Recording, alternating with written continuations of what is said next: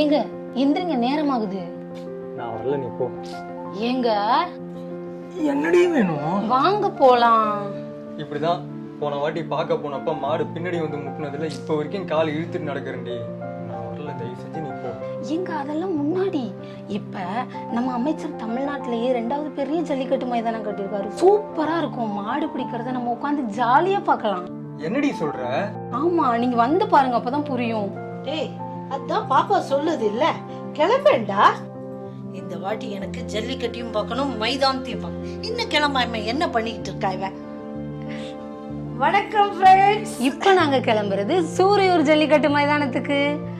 நீங்களும் வந்து பாருங்க, சூப்பரா இருக்கும் ஃப்ரெண்ட்ஸ்.